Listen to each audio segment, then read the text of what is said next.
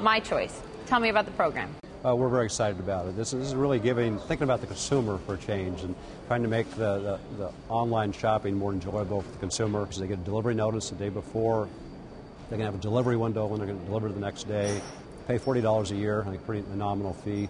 But gives them the ability to give us instructions to say put the package in the back shed or give it to the neighbor, send it to an address in a different state. I'm interested in how many of those "sorry we missed you" tags you guys issue and put on houses and apartments, et cetera, a year. I'm not sure a year, but I wouldn't be surprised if there's not a 75 to 100,000 a day. Yeah. You've got a very good read on the U.S. consumer, how the consumer across the board feels at all income levels. What are you seeing right now? Because when we look at the latest confidence numbers, the latest retail sales numbers, the jobs numbers, it's not good at all. Yeah, I think that consumer confidence is weak right now. I think we need, as a country, to see some decision-making out of Washington. I think that the indecision we saw over the last few months, frightens people. Did it hurt us? Did it set us back? Yeah, I think it set us back. I did. Hopefully it's a short-term setback. I don't think we're going into a second recession. I think we're just going to have slow growth. I mean, we serve several million small businesses around the United States.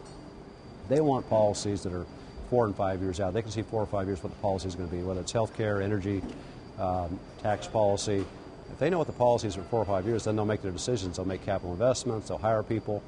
But if the policy changes every year, every 18 months, it's hard to make those investments. And we need policy certainty at this point in time. There's a few different camps as to why job growth isn't happening from big corporations like yours. Some say businesses are being greedy, they're not spending the money. The other camp says the demand's not there, and when the demand's not there, you can't make businesses higher. Well, it's certainly it all starts with demand, and I think that the reason demand's not there, part of the reason certainly is our indecisiveness in Washington.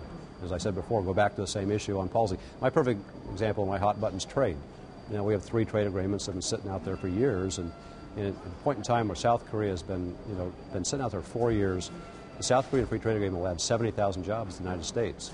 Yet because of the divisiveness in Washington, nothing's being done. It's just silly at this point in time. You sit on the President's Export Council, so you advise him on these issues.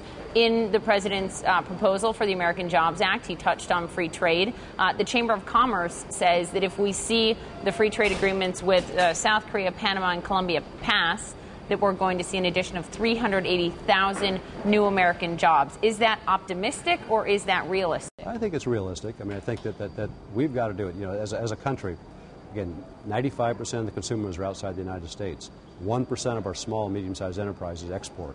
That's not going to work for the U.S. long term. We've got to get all businesses, particularly small and medium-sized businesses, to export from the United States. The market's outside of the United States, yet right now we make it difficult for them. Trade seems to be a 4-letter word in the United States and in Congress, and it's the best way for us to get out of this slow economy.